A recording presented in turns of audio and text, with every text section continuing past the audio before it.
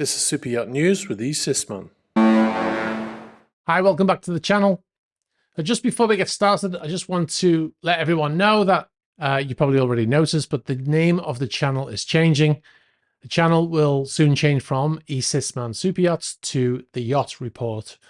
Why is it changing? Because Sisman Superyachts doesn't mean anything to anyone except me, really. It's a name based on a position I once held many years ago in the cruise ship industry, and it no longer applies and it confuses people.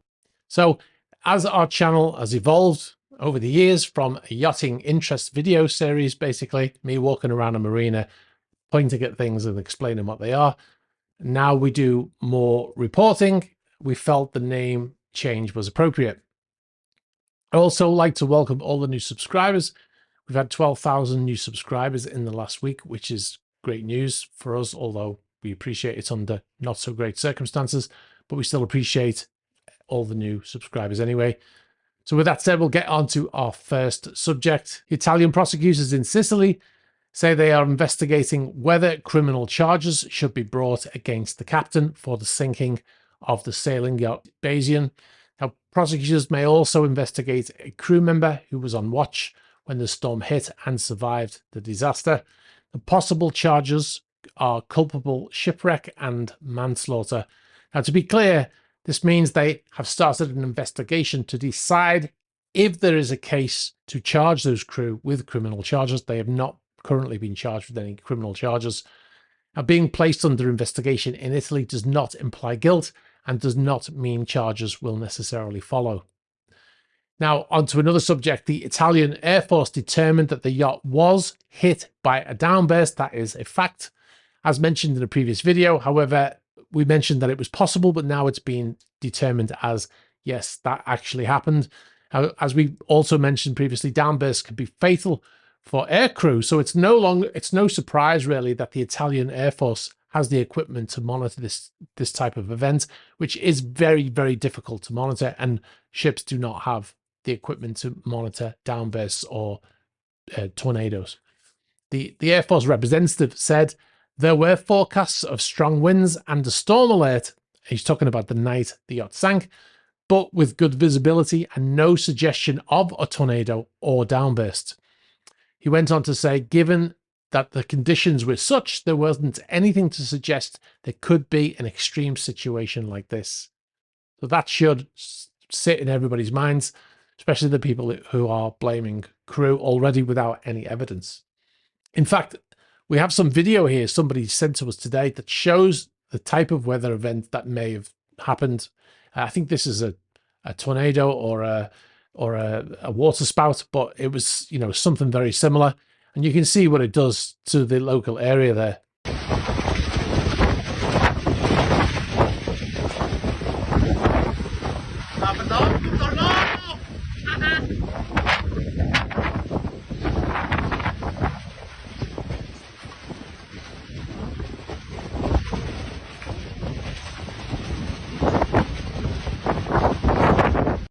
Now, the yacht crew confirmed there was someone on the bridge at the time of the event, and that's the person we mentioned at the beginning, saying that they're under investigation with the captain. Now, the next bit of news is that at the press conference on Saturday, the authorities talked about the possibility of raising the wreck as part of that ongoing investigation. We can now confirm that the yacht will be raised, the cost being borne by the owners. The cost, based on one salvage expert, said it will be approximately 15 million euros. The raising of the yacht could take months, and before any movement occurs, they'll need to pump out all the fuel and any other liquids that could cause pollution to the ocean if it was to leak out during that raising process. Now, we're going to talk about some of the procedures that are regularly and routinely carried out on these vessels, based on talking to quite a number now of former crew, some of them in high positions as far as I'll go, but people with a vast experience working on these vessels, and they know how they are operated and run. If you don't like speculation, then you should stop watching now. The video will go into some speculation. However, it is based on working knowledge of these vessels based on people who've previously worked there. Now, there are a number of possible defects that could have led to this disaster. One of them is the lounge doors that we've mentioned in a previous video. They open themselves when the yacht is heeled over or listed or leaned over to approximately 20 degrees. The door just opens itself. It's so heavy. It has to be locked in place, or it just opens on its own. If you've got guests on board, you can't really lock the doors closed because they want to go in and out. It's the lounge door is between the lounge area, which is inside the vessel, and the cockpit, the rear cockpit, which is all guest areas. There is also a low recessed cockpit, which I've just mentioned, on the vessel in the vicinity to the very edge of the hull, which we'll go into in a second. So as we said, we've been talking to a number of former crew who worked on Perini Navi Yachts, which is the company that built the yacht. And they've confirmed that, well, our former engineer told us that the doors in the lounge were so heavy that when the vessel was underway and heeling, listing over, the door in the lounge would swing open or slide open, because the sliding doors, they're not hinged doors, they slide open and close like this. So it makes sense that the vessel leaning because of the storm, because the crew said the vessel was leaning over to about 20 degrees when they were outside trying to, clean up all the stuff and put it inside because of that storm that was coming. So, and then they said the next minute they were in the water, right? So the vessel's leaning over and the door swings itself open. That's not a good thing. Now, another issue which can go with that, the fact that that door is opening itself, is the design with regards to the rear position cockpit, which is just behind the entrance, like I just talked about, to that lounge area. We can show you here in these photographs that ordinarily there's a 2.5 meter to 3 meter deck that goes around the edge of the vessel. And this vessel has it for the majority, but there's areas where it doesn't have it, where there are stairs. Now, like I said, this is a recessed area, so it's lower than the deck itself. And the recessed area is going right up to the edge of the hull. So all it needs to happen there is that the vessel lists far enough so the side of the hull dips into the water, and you've got a massive ingress of water directly into that cockpit area. And now the door slid itself open, so the water can go straight into the vessel and then down the stairs into the guest areas where those guests were sleeping. I think that could have possibly been enough to capsize the vessel with that amount of water going in. Now, we're going to talk about the lazarette door. In the previous video, we referred to that door, which is on the port side stern area of the vessel. There's been talk about the possibility of that door being left open. This is something that has been spoken by Mr. Constantino, the CEO of the Italian Sea Group, and others questioned whether the door was open or not. There's also a stern door as well. Now, if that door was open, either of those doors were open, and there was able to be water ingress from that door, there is a watertight compartment between the lazarette portion of the boat and the engine room, which is in the next watertight compartment. Now, at sea, that door would be closed. However, as they were at anchor and the engineer's cabin is in the rear compartment where the lazarette door is, he would have to go through that watertight door to get into the engine room. And numerous people who've worked on board these vessels have said that in these situations, the engineer would leave the door open for easy access to the engine room when he was answering alarms, which makes sense. They're at anchor. But if that door was open, the lazarette door was open and the engine room watertight door was open, then you've got water filling two parts of the vessel with water, two watertight compartments. There is a bulkhead between the engine room and the guest area, which I believe is there's no watertight door going through there. So if water came in through the lazarette, it would only fill two compartments. And Perini Navi said the vessel can stay afloat with two compartments filled. In the previous video, we talked about the possibility, information that we got that said that the crew were up on deck trying to clear away.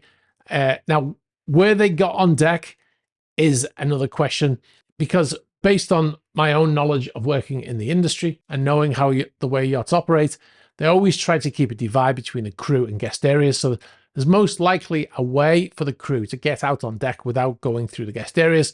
Now, we understand that there is a hatch on the forward end of the vessel, which would allow the crew to get out onto the deck. It might be the emergency escape hatch. It could be stairs that lead out to that hatch. Now, if they came out of their quarters, they could have, they would have been sleeping at that time, and then they'd get woken up to go out on deck. So they most likely would go through that door and through that hatch out onto deck. Now, if they did that, it's possible that the door was left open. And when the vessel rolled over, water could have entered into that watertight compartment also. Now, if the door between the crew cabins and the crew mess was open, that's also 2 watertight compartments filled with water. Add to this what we said in a previous video when we were actually really the first to start talking about the keel, the fact that the keel can be raised and lowered. We said that the keel is designed to be lifted, reducing the draft or depth of the vessel to allow it to go into marinas with shallow bottoms.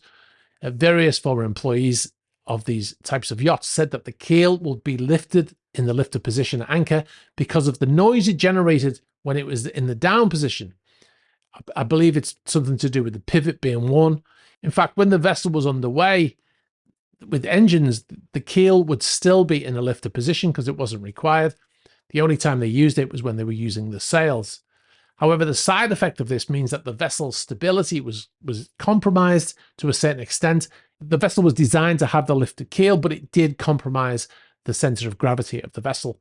Everyone we've spoken to said that the keel would be in the raised position at anchor and it was nighttime and they wouldn't want it to be making a noise. So yeah, that's another possible defect. A lot of information there to think about. And we've just got one other story before we go. We've got some video footage here of a superyacht crashing into another superyacht in Palma. It's the 39 meter or 128 foot superyacht Corinthian. Can be seen here hitting this other vessel while it was trying to moor. This happened on Tuesday, I think it was the 19th or the 20th of August. I'm not sure if it was Monday or Tuesday. It happened in Palma.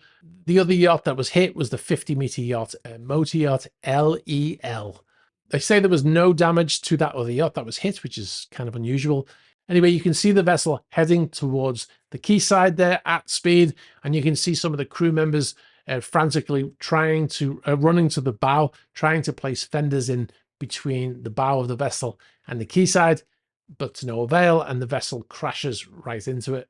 No word on the cause of the crash, whether it was human error or whether it was issues with the controls, but we'll let you know once we have some more information.